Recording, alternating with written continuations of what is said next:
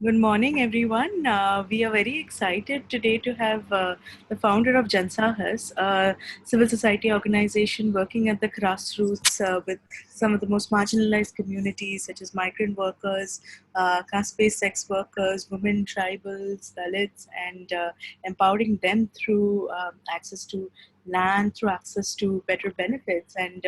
Ashif ji, who's the founder, will take us through his journey today. और आशिफ जी आप यहाँ पे आके हम सबसे आपके राय हम सबके सामने रखें तो बहुत अच्छा होगा। हम सुनने के लिए बहुत उत्सुक हैं आपके। जी जी बिल्कुल। सो बेसिकली मैं हिंदी और इंग्लिश मिक्स करके बात करता हूँ, जिससे जो भी ऑडियंस है जिनको ये दोनों भाषाओं के बारे में समझना समझा सकते हैं, तो मैं वैसे कोशिश करता हूँ। ठीक है, तो बेसिकली आज जो हम चर्चा करने वाले हैं ये लैंड राइट्स के बारे में है, लैंड एंड प्रॉपर्टी राइट्स के बारे में। एंड आप अगर ये करंट कॉन्टेक्स्ट देखेंगे पूरे देश में जो अभी हालत है, खासकर माइग्रेंट वर्कर की, तो जो लैंड राइट की पूरी इशू है वो माइग्रेंट वर्कर के साथ बहुत ज्यादा हद तक कनेक्टेड है। So if you see in India, like we have 140 million migrant workers, and if we will add like the number of their family members also, then one third of India's population is depend on the migrant workers or their livelihood. So like this issue is a not very small issue, it's a huge issue, but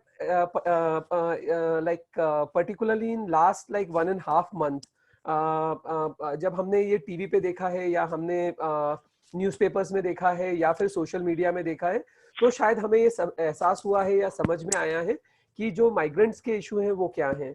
और पिछले 2 दशकों में अगर हम देखें तो बहुत बड़े पैमाने पे लोग रूरल इंडिया से अर्बन इंडिया की तरफ गए हैं। उन्होंने माइग्रेट किया है, स्पेशली सीजनल माइग्रेशन का जो इशू है कि लोग साल में तकरीबन 6 महीने से लेके 9 महीने तक गांव से शहरों में जाते हैं काम करने के लिए, और उनकी एक कोशिश ये होती है कि वहां उनको रोजगार मिले जिससे वो अपने परिवार को पाल पोस सकें। लेकिन इस पूरे कॉन्टेक्स्ट में अगर हम देखें पिछले 2 दशकों में जो इतने बड़े स्केल पे माइग्रेशन हो गया रूरल एरिया से अर्बन एरिया में, वो क्यों हुआ है? एंड बेसिकली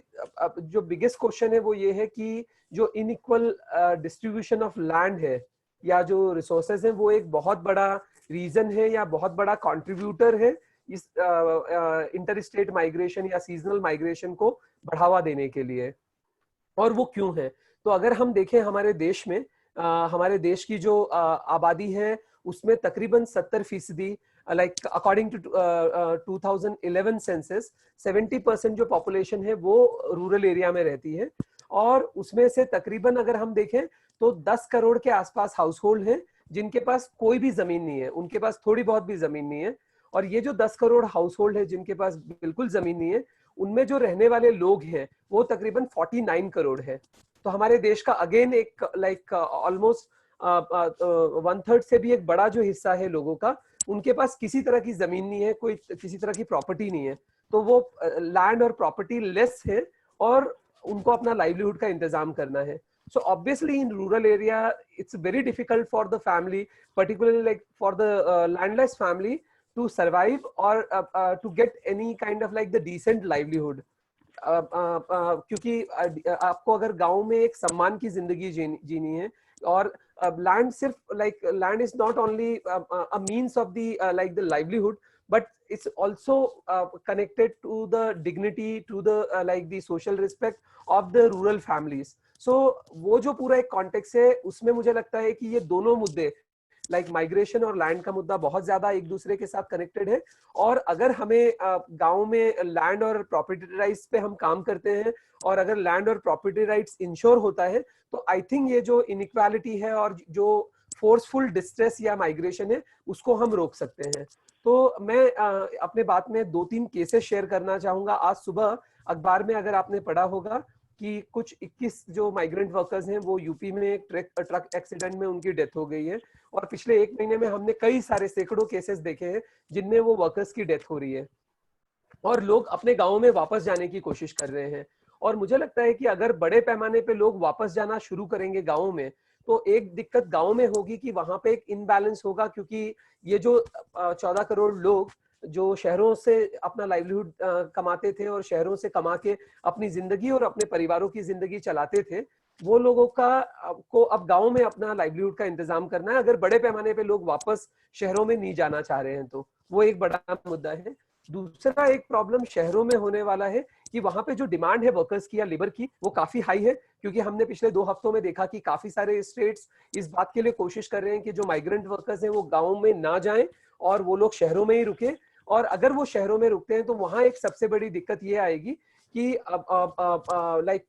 जो अभी उन्होंने परेशानियां फेस करी है वो अपने आप में एक चीज थी, लेकिन एक दूसरी दिक्कत कि अगर वो वहां पे ना रहे और गांव में जा रहे हैं तो वहां पे जो वर्कर की रिक्वायरमेंट है वो फुलफिल नहीं हो पाएगी। तो इन दोनों सिचुएशन में जो सबसे ज्यादा नुकसान होने वाला है वो जो रूरल डिस्ट्रेस कम्युनिटी है, जो माइग्रेंट कम्युनिटी, उनका होने वाला है। तो गांव में डिमांड बहुत कम है, सप्लाई बहुत ज्यादा है, तो उसके वजह से फोर्स लेबर के केसेस होंगे, लो वेजेस में लोगों को काम करना पड़ेगा। और शहरों में जहां पे डिमांड ज्यादा है और सप्लाई बहुत कम है, वहां पे भी लोगों को शायद ओवर टाइम करना पड़े। आपने देखा होगा कई सारे राज्यों ने पिछले दिनों में काफी सारे कानून जो स्पेशली लेबर लॉ है उनमें अमेंडमेंट किया है, particularly in the context of like the working hours. Some states already increase the working hours from 8 hour to 12 hour. सो वो तरह के इश्यूज अपने आप में एक तरह से इफेक्ट करने वाले हैं। अगर हम देखें जो draft national land reform policy है 2013 की, वो काफी, उसमें बहुत क्लियरली ये कहा गया है कि अगर हमको जो कम्युनिटीज हैं जो गांव में रह रहे हैं, अगर उनको हमको एक डिसेंट लाइवलीहुड देना है तो हमको जो इफेक्टिव और जो इक्वल लैंड डिस्ट्रीब्यूशन पे काम करना पड़ेगा। और अगर हम इसको इंश्योर कर पाते हैं तो जो गांव में रहने वाले कम्युनिटीज हैं उनको हम डिग्निटी से एक लाइवलीहुड दे सकते हैं। बट ये जो इनइक्वल डिस्ट्रीब्यूशन हुआ है वो आई थिंक बहुत ही बड़े पैमाने पे एक समस्या है। और ये सिर्फ फॉरेस्ट एरिया की बात नहीं है, जो रेवेन्यू लैंड की जो बात करते हैं, और रेवेन्यू लैंड की जब हम बात करते हैं तो खासकर आपने देखा होगा पिछले 2 दशकों में काफी सारे स्टेट गवर्नमेंट ने लैंड डिस्ट्रीब्यूशन किया है। Particularly if we take the example of Madhya Pradesh, so Madhya Pradesh government initiated a land distribution for the Dalit and Adivasi community in year 2000 to 2003, and they basically distributed about 6 lakh acre land to 3.4 lakh Dalit and Adivasi families. But actually the distribution completed on the paper, but जब गांव में आप जाके देखेंगे कि वहां पे क्या हुआ है तो वो डिस्ट्रीब्यूशन उतना इफेक्टिवली नहीं हो पाया है, because of the like the effective mechanism from the government side, कि वहां पे कोई ऐसे सिस्टम काम नहीं कर रहा था जिससे वो लोगों को जमीन मिल सके। और मुझे लगता है कि ऐसे बहुत सारे स्टेट्स ने किया है जो बहुत पॉजिटिव एग्जांपल्स हैं। जैसे कई सारे स्टेट्स ने पर्टिकुलर सोशल ग्रुप्स को आइडेंटिफाई किया है। फॉर एग्जांपल जो रिलीज बॉन्डेड लेबर है, जो महिलाएं मैनुअल स्क्वेंजिंग के काम में लगी थी, जो मैनुअल स्क्वेंजिंग के काम से बाहर निकल के आई हैं, जो communities caste based commercial sexual exploitation में लगे हुए थे, तो ऐसे जो ग्रुप्स हैं, या ट्रैफिकिंग विक्टिम्स हैं या एट्रोसिटी के विक्टिम्स हैं, तो ऐसे कम्युनिटीज को जो लैंड डिस्ट्रीब्यूट किया गया था, आई थिंक वो बहुत ही एक पावरफुल स्ट्रैटेजी है कि हम एक तो उनको जो गांव में एक डिग्निटी या सम्मान दिला सकते हैं थ्रू लैंड डिस्ट्रीब्यूशन, वो एक इंश्योर होता है, बट सेम टाइम हम उनका एक लाइवलीहुड में एक कंट्रीब्यूट कर सकता है ये पूरा मैकेनिज्म, अगर लैंड प्रॉपरली लोगों को मिले। तो मेरे ख्याल से ये कुछ चीजें पिछले सालों में हुई हैं जिनको हमको और ज्यादा इफेक्टिवली लागू करने की जरूरत थी, जिसमें हम एक लेवल पे फेल हुए हैं। ये जो फेलियर है, कई बार हमको लगता है कि ये सिर्फ किसी एक सरकार का, राज्य सरकार का फेलियर है या किसी एक पर्टिकुलरली एजेंसी का फेलियर है, लेकिन इस पर्टिकुलर जो अगर हम देखें पिछले 1.5 महीने की एक्सपीरियंस, तो मुझे लगता है कि एक बहुत बड़ा फेलियर हमारे सोसाइटी का है। क्योंकि जो लोग हैं जो गांव से निकल के आए थे, जिनके पास गांव में जमीन नहीं थी और उनको जमीन पे हक मिलना चाहिए था लेकिन वो मिल नहीं पाया, और उसकी वजह से वो शहर में अपनी रोजी रोटी के लिए आए। और उन्होंने पिछले सालों में एक्चुअली, जैसे अगर कोई मुझसे अगर सवाल पूछे कि माइग्रेंट वर्कर कौन है, तो मैं कहूंगा वो जो नेशन बिल्डर है वो माइग्रेंट वर्कर है। उन्होंने इस देश को खड़ा किया है, उन्होंने इस नेशन को बिल्ड किया है। हमारे बच्चे जिस स्कूल में जाते हैं लार्जली वो माइग्रेंट वर्कर ने बनाए होंगे, जो हॉस्पिटल हम इस्तेमाल करते हैं हेल्थ सर्विसेज के लिए वो माइग्रेंट वर्कर ने बनाए हैं, जिन हाईवेज को हम इस्तेमाल करते हैं, रोड को इस्तेमाल करते हैं, और मोस्ट इंपॉर्टेंटली जिन घरों में हम रहते हैं वो घर इस कम्युनिटी ने या इस सोशल ग्रुप ने बनाया है। बट पिछले सालों में हमने जो उनके साथ में व्यवहार किया है एज ए सोसाइटी, वो शायद ठीक नहीं था। हम कई सारे जगह पे, जब मैंने 1 महीने पहले काफी सारे माइग्रेंट वर्कर को फोन पे इंटरव्यू किया, उनका कहना था कि जब वो दिल्ली से निकले, दिल्ली एनसीआर में, नोएडा में, गुड़गांव में या फरीदाबाद में जब वो काम कर रहे थे और लॉकडाउन के बाद अपने गांव में वापस आना उन्होंने शुरू किया, तो काफी सारे जगह उन्होंने एक डिस्क्रिमिनेशन फेस किया, क्योंकि कम्युनिटी उनको ऐसे रिकॉग्नाइज कर रही है कि you are trying to spread the corona virus. और उन्होंने इस देश में इतना कंट्रीब्यूट किया है, लेकिन हम उनकी जो कंट्रीब्यूशन है उसको पहचान नहीं पाए हैं, और हमने कभी उनको उस नजर से नहीं देखा है। तो मुझे लगता है कि जो डिग्निटी का इशू है, apart from, because most of the people in the current like this scenario, they are saying कि the main issue is food security, many people are saying issue is about the water और like the shelter और transportation of the migrant worker. But I think अभी जो पहला जो सबसे बड़ा मुद्दा है जिसके बारे में बात होना चाहिए और काम होना चाहिए, वो मुद्दा है उनके डिग्निटी के बारे में, उनके रिस्पेक्ट के बारे में, कि जिन लोगों ने इस देश को खड़ा किया है, जिन लोगों ने इस नेशन को बिल्ड किया है, उनको हम डिग्निटी नहीं दे पा रहे हैं। और ये बहुत सिंपल सी चीज है जो हमें उनको देना चाहिए थी, उनकी कंट्रीब्यूशन को रिस्पेक्ट करना चाहिए थी। लेकिन लोग आज भटक रहे हैं, हजारों लोग आज रोड पे भटक रहे हैं, हजारों लोग आज रास्तों में हैं और वो अपने गांव जाने की कोशिश कर रहे हैं। बहुत सारे लोग ये कह रहे हैं कि हम अब वापस गांव में, हम भले हमें कम रोजगार मिले, हमें कम खाना मिले, लेकिन हम गांव में ही भले हैं। मैं गांव में जाके, मुझे मरना है तो मैं अपने जमीन पे मरना चाहता हूँ। तो बेसिकली उन लोगों को जो हमारे शहर हैं उन्होंने कभी एक्सेप्ट नहीं किया, और गांव में उनके पास जो लैंड जैसी चीज है, पर्टिकुलरली रूरल इकोनॉमी में लैंड की जो एक बहुत बड़ी इंपॉर्टेंट रोल है, तो उनके पास वो लैंड अभी है नहीं। तो वो मेरे ख्याल से ये दोनों मुद्दों को कनेक्ट करके हमको अगले समय में काम करने की जरूरत होगी। और दूसरी एक चीज मैं ये कहना चाहता हूँ कि जब हम काम करते हैं, basically being a civil society organisation, या कई सारे लोग जब हम काम करते हैं, हम गवर्नमेंट एजेंसीज काम कर रही है, तो जो लोग भी इस मुद्दे पे काम करते हैं भूमि के अधिकार के बारे में, तो हमने ये देखना चाहिए कि कैसे हम कलेक्टिवली काम कर सके, कलेक्टिव एफर्ट हो सके। तो सिर्फ ये जिम्मेदारी सिविल सोसाइटी ऑर्गेनाइजेशन की नहीं है, ये जिम्मेदारी सिर्फ जो गांव में रहने वाले जो कम्युनिटीज हैं उनकी नहीं है, जो लोग गांव से शहरों में माइग्रेट कर गए हैं ये जिम्मेदारी सिर्फ उनकी भी नहीं है। तो ये जिम्मेदारी मेरे ख्याल से जो भी वर्ग है या जो भी सेगमेंट है सोसाइटी के, वो सारे लोगों की ये जिम्मेदारी है कि वो लोग इस मुद्दे के बारे में सोच सके, इस मुद्दे के बारे में काम कर सके, और कैसे हम इसको कलेक्टिव बना सकें। Because day before yesterday I was part of one another webinar, and basically we try to discuss the role of the industry, because these migrant workers, or like the people who comes from the rural area, they contributed a lot in the Indian economy, not in the only the rural economy, but even the like these big industries are also depend on the workforce who comes from the rural area. So I think वो भी एक बहुत बड़ा मुद्दा है कि कैसे जो रूरल एरिया में जो काम हो रहा है, या रूरल इकोनॉमी है, या रूरल एरिया में जो लैंड की इशू है उसको, और जो इंडस्ट्री की जरूरत है, उनको हम कनेक्ट कर पाए। कैसे जो गवर्नमेंट की फ्लैगशिप प्रोग्राम है, पर्टिकुलरली एनआरईजीए का प्रोग्राम है, जो एक लाइवलीहुड देने वाला प्रोग्राम है, लेकिन कैसे हम रूरल इकोनॉमी को, पर्टिकुलरली जो लैंड बेस्ड इकोनॉमी है, उसको हम स्ट्रेंथन कर सकते हैं इस तरह से कि सिर्फ हम रूरल एरिया में लैंड को, लैंड के थ्रू सिर्फ लाइवलीहुड के बारे में बात ना करें, लेकिन हम कैसे वो लैंड डेवलपमेंट के बारे में बात कर सकते हैं। क्योंकि जैसे मैंने आपको एग्जांपल दिया कि कुछ स्टेट्स में जब लैंड डिस्ट्रीब्यूट हुई थी और वहां पे वो जमीन चरनोई की जमीन है। चरनोई की जमीन का मतलब होता है कि जो पशुओं को, जो पशु जहां जाते हैं और इस्तेमाल करते हैं उस जमीन को, या शमशान की भूमि है। तो ऐसे कई तरह की जमीन, भूमि है या लैंड है जिसको डिस्ट्रीब्यूट किया गया, और वो डिस्ट्रीब्यूशन के बाद में सबसे बड़ा चैलेंज था कि वो वहां पे कल्टीवेशन नहीं हो सकता है, और कल्टीवेशन अगर हमें करना है तो काफी सारी इन्वेस्टमेंट करनी पड़ेगी। और अगर ये लैंड डिस्ट्रीब्यूट हुआ है दलित समुदाय को, या आदिवासी समुदाय को, या पर्टिकुलरली जो दूसरे सोशल ग्रुप्स हैं, वो भले मैनुअल स्क्वेंजर हो, या सर्वाइवर्स ऑफ रेप और सेक्सुअल वायलेंस हो, या कमर्शियल सेक्सुअल एक्सप्लॉयटेशन के सर्वाइवर्स हो, उनको अगर लैंड मिल रही है, तो आई थिंक एनआरईजीए जैसे स्कीम्स का हम काफी हद तक इस्तेमाल कर सकते हैं, जिससे हम बेसिकली सिर्फ उस कम्युनिटी के लाइवलीहुड के बारे में ना सोचें, बट कैसे वो जमीन ज्यादा इस्तेमाल हो और वो ज्यादा उससे प्रॉफिट बना सकें। तो इस तरह के कुछ मुद्दे हैं जो हमें लग रहा था कि जिनके ऊपर बात होने की जरूरत है। मैं एक और मुद्दा ये रेस करना चाहूंगा यहाँ पे कि पिछले कुछ दिनों में हमने ये भी देखा है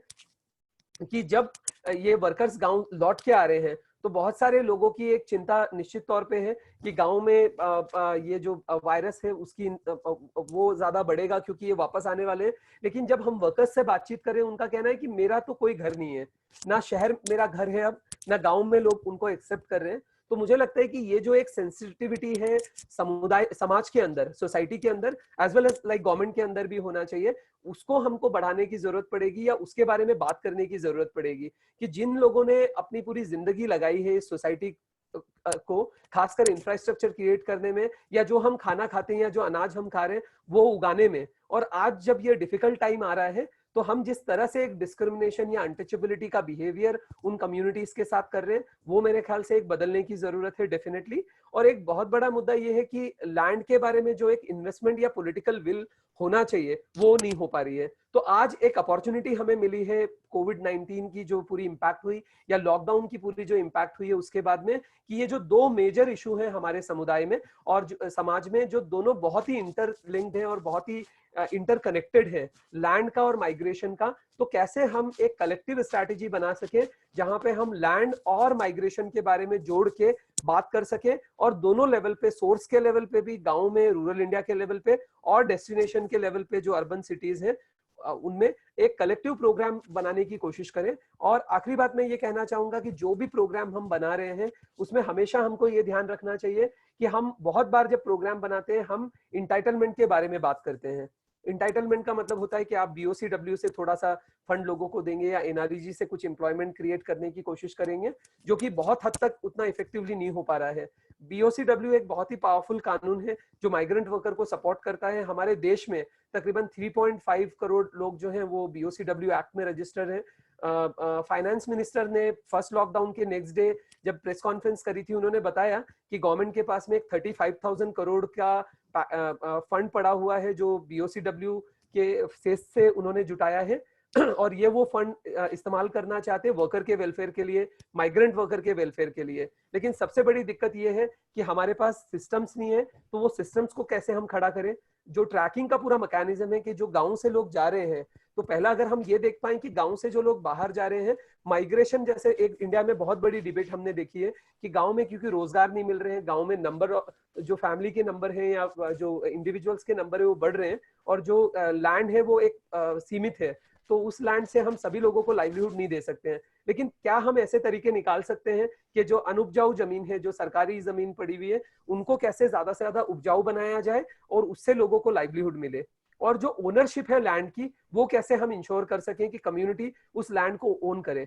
जैसे कई सारे राज्यों में हमने देखा है कि अभी भी मध्य प्रदेश जैसा राज्य है या उत्तर प्रदेश जैसा राज्य है जहां पे दलितों की जो आबादी है वो तकरीबन 15 से 20% के आसपास है, लेकिन जो लैंड होल्डिंग परसेंटेज है इस कम्युनिटी का वो सिर्फ 5 से 6% है। तो एक कम्युनिटी जिसका इतना बड़ा नंबर है लेकिन उनकी लैंड होल्डिंग बहुत कम है, और कई सारे जो कम्युनिटीज हैं उनकी जो परसेंटेज है पॉपुलेशन में वो काफी कम है, लेकिन लैंड होल्डिंग परसेंटेज काफी ज्यादा है। तो मुझे लगता है कि ये जो पूरा का पूरा टेक्नोलॉजी का इस्तेमाल करते हुए अगर हम बहुत इंटेंसिव तरीके से ये डेटा को इकट्ठा कर सकें और जो डेटा अवेलेबल है उसका बहुत ढंग से इस्तेमाल कर सकें, और तीसरा कि रियल टाइम ट्रैकिंग अगर हम रूरल एरिया से जो अर्बन एरिया में आ रहे हैं उनका कर सकें, और लैंड की जो ओनरशिप है उसको कैसे ज्यादा से ज्यादा टेक्नोलॉजी का इस्तेमाल करते हुए हम ये देख सकें कि जो मोस्ट वनरेबल कम्युनिटीज हैं, मोस्ट एक्सक्लूडेड कम्युनिटीज हैं, उन तक लैंड का जो या भूमि का जो अधिकार है, जो हमारी 2013 की जो लैंड पॉलिसी कहती है, या अगर आप देखें कि इंडियन कॉन्स्टिट्यूशन ने भी बहुत क्लियरली इस बात को कहा है कि लैंड जो है वो एक या जो भूमि का अधिकार है वो एक बहुत महत्वपूर्ण अधिकार है हर समुदाय के लिए या परिवार के लिए, तो कैसे हम उसको इंश्योर कर सकें। जैसे अगर आप देखें तो इंडियन कॉन्स्टिट्यूशन ने कहा है कि राइट टू प्रॉपर्टी वो जो है एक स्टैट्यूटरी राइट है हर इंडिविजुअल का इंडिया में, लेकिन जो particularly most social excluded communities हैं, अगर आप सिंगल विमेन की एग्जांपल लें, इंडिया में एक बहुत बड़ा परसेंटेज है सिंगल विमेन का या विमेन हेडेड हाउस होल्ड का, वो अभी भी वंचित हैं अपने भूमि के अधिकार से। तो कैसे हम उनको वो अधिकार दिला सकते हैं, या फिर उनको हम किस तरह से ऐसे तरीके खड़े कर सकते हैं या ऐसे सिस्टम खड़े कर सकते हैं हमारे कम्युनिटीज में कि मोस्ट वनरेबल या जो एक्सक्लूडेड कम्युनिटीज है उनके वनरेबिलिटी को अगर हमको रिड्यूस करना है तो लैंड उन तक पहुंचाई जाए, या लैंड का जो अधिकार है या जो पेपर्स, कई बार ऐसा भी होता है कि लोग इस्तेमाल कर रहे हैं जमीन को लेकिन उनके पास लीगल पेपर्स नहीं है, तो कैसे वो उन तक पहुंचे। और दूसरी बात कि बहुत बड़े हद तक जब लोग माइग्रेट करते हैं गांव से शहरों में, तो एक बहुत बड़ी रिस्क होती है फोर्स लेबर की या फिर वर्किंग कंडीशन के बारे में। तो मेरे ख्याल से जो लैंड अगर हम इंश्योर कर सके मोस्ट वनरेबल कम्युनिटी के लिए, तो ये बहुत चीजों में कंट्रीब्यूट करेगा। डिग्निटी और सेल्फ रिस्पेक्ट तो एक बात है, डिसेंट लाइवलीहुड एक बात है, लेकिन जो वनरेबिलिटी है या जो रिस्क है फोर्स लेबर का या लो वेजेस का या वर्किंग कंडीशन ठीक ना होना, वो रिस्क को भी काफी हद तक ये रिड्यूस कर सकता है। तो मेरे ख्याल से एक बहुत अच्छी अपॉर्चुनिटी है, बहुत बड़ी अपॉर्चुनिटी है, और अगले कई सालों में हमें इस मुद्दे पे काम करना पड़ेगा, क्योंकि बहुत सारे जो माइग्रेंट वर्कर हैं अगर वो गांव में रहने वाले हैं, तो किस तरह से हम लैंड के थ्रू उनकी जो लाइवलीहुड और उनकी डिग्निटी को इंश्योर कर सके, इस पे हमको कलेक्टिवली काम करना चाहिए। यही बात रख के मैं अपनी बात को खत्म करूंगा यहाँ। बिल्कुल आशिफ जी, और हमारे पास कई सारे सवाल और कई सारे आई थिंक लाइव ऑडियंस में लोग हैं जो आपसे सवाल पूछना चाहते हैं। तो एक जो सवाल आया है कि बहुत सारे रूरल एनजीओज हैं जो लैंड इश्यूज पे काम नहीं करते हैं, तो आपका क्या एडवाइस रहेगा उन लोगों के लिए? तो बहुत बार जब हम ये बॉक्सेस में देखने की कोशिश करते हैं कि लैंड एक सेपरेट इशू है, लाइवलीहुड एक अदर इशू है, स्किल डेवलपमेंट एक अदर इशू है, मुझे लगता है कि अगर हम रूरल एरिया में काम कर रहे हैं और पर्टिकुलरली करंट जो माइग्रेशन क्राइसिस के कॉन्टेक्स्ट में अगर हम देखें, तो इवन हम अर्बन एरिया में काम कर रहे हैं, मुझे लगता है कि लैंड एक ऐसी चीज है जो क्रॉस कटिंग है। भले ही आप लाइक आदिवासी के साथ काम कर रहे हो, आप लाइवलीहुड पे काम कर रहे हो, आप इनकम जनरेशन पे काम कर रहे हो, आप कोई भी काम करते करते आई थिंक लैंड एक ऐसी क्रूशियल चीज है जिसको हमको ऐड करना ही चाहिए अपने इंटरवेंशन में। और जब आप अपनी प्रोग्राम डिजाइन कर रहे हैं मेरे ख्याल से, तब हम डेफिनेटली देख सकते हैं, जैसे जिस ऑर्गेनाइजेशन के साथ मैं काम करता हूँ, हम मैनुअल स्क्रीनिंग पे काम करते हैं, हम रेप सर्वाइवर्स के साथ काम कर रहे हैं, हम फोर्स लेबर के केसेस पे काम कर रहे हैं, लेकिन हमारी एक जो कोशिश है कि कोई भी काम हम करें उसमें लैंड और प्रॉपर्टी राइट्स को कैसे हम ऐड कर सकते हो, क्योंकि हमारी ये मानना है कि ये क्रॉस कटिंग इशू है। बिल्कुल। और ऑडियंस से हमें एक सवाल आ रहा है। अनिल जी, क्या आप बात करना चाहेंगे? मैंने आपको अनम्यूट कर दिया है। अनिल जी, अगर आप अपना सवाल रखें हमारे पास तो बहुत अच्छा होगा।